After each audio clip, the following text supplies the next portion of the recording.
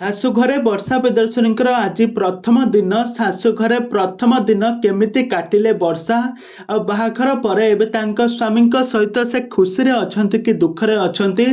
ଦ୍ୱିତୀୟ ବିବାହ ପରେ ବର୍ଷା ପ୍ରିୟଦର୍ଶିନୀ ତାଙ୍କ ଶାଶୁ ଘରେ କେମିତି ଚଳୁଛନ୍ତି, ଏ ସମ୍ପର୍କରେ ସବୁକିଛି ଜାଣିବା ପାଇଁ ହେଲେ ଭିଡ଼ିଓଟିକୁ ପୁରା ଶେଷ ପର୍ଯ୍ୟନ୍ତ ଦେଖନ୍ତୁ। ଆଉ ଏହା ପୂର୍ବରୁ ଯଦି ଆପଣମାନେ ଆମ ଚ୍ୟାନେଲକୁ ସବସ୍କ୍ରାଇବ୍ କରିନାହାନ୍ତି ତାହେଲେ ସବସ୍କ୍ରାଇବ୍ କରି ପାଖରେ ଥିବା ବେଲ୍ ଆଇକନକୁ ଦବାଇ ଦିଅନ୍ତୁ। ଦର୍ଶକ ବନ୍ଧୁ, ଆପଣମାନେ ତ ସମସ୍ତେ ଜାଣିଥିବେ ବଲିଉଡର ସୁନ୍ଦରୀ ଅଭିନେତ୍ରୀ ବର୍ଷା ପ୍ରିୟଦର୍ଶିନୀ ଅନୁଭବ ଆଉ ବର୍ଷାଙ୍କ ଯୋଡ଼ି ସମ୍ପର୍କରେ ତ ଆପଣମାନେ ପୂର୍ବରୁ ସମସ୍ତେ ଜାଣିଥିବେ। ଦୁହେଁ ପରସ୍ପରଙ୍କୁ ଭଲ ପାଉଥିଲେ। ଭଲ ପାଇ ଶେଷରେ ତାଙ୍କର 2014 ମସିହାରେ ତାଙ୍କର ବାହାଘର ହୋଇଥିଲା।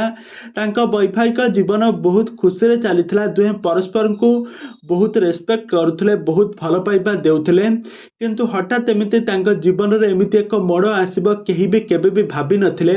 କାହିଁକିନା ଜଣେ ତୃତୀୟ ପର୍ସନ ପାଇଁ ତାଙ୍କ ଲାଇଫରେ ଦୁହେଁ ପରସ୍ପରଙ୍କ ଠାରୁ ଅଲଗା ହୋଇସାରିଛନ୍ତି। ଅନୁଭବ ଏବଂ ବର୍ଷାଙ୍କ ଯୋଡ଼ିରେ ଏବେ ନିଆଁ ଲାଗିସାରିଛି। ଦୁହେଁ ପରସ୍ପରଙ୍କ ଠାରୁ ଅଲଗା ହେବା ପାଇଁ କୋର୍ଟର ଦ୍ୱାରସ୍ଥ ହୋଇଥିଲେ। ଆଉ ଦୀର୍ଘ 5 ବର୍ଷ କୋର୍ଟରେ କେସ୍ ତାଙ୍କର ପେଣ୍ଡିଂ ରହିଲା। ଆଉ ବର୍ତ୍ତମାନ ସମୟରେ ତାଙ୍କର ଡିଭୋର୍ସ ଫାଇନାଲ ହୋଇସାରିଛି। ତାଙ୍କର କ୍ଷତିପୂରଣ ପାଇଁ ଅନୁଭବ ମହାନ୍ତି ଗୁଡ଼ାଏ ଟଙ୍କା ଦେଇ ତାଙ୍କଠାରୁ ସମ୍ପୂର୍ଣ୍ଣ ଭାବରେ ଛିନ୍ନ ବିଚ୍ଛିନ୍ନ ହୋଇସାରିଛନ୍ତି। ଏହାରି ପରେ ବର୍ଷା ପ୍ରିୟଦର୍ଶିନୀ ଦ୍ୱିତୀୟ ବିବାହ କରିଛନ୍ତି। ଆଉ ଦ୍ୱିତୀୟ ବିବାହ ତାଙ୍କ ସ୍ୱାମୀଙ୍କ ସହିତ କିଛି ଫଟୋ ଉଠାଇ ସେୟାର କରିଛନ୍ତି।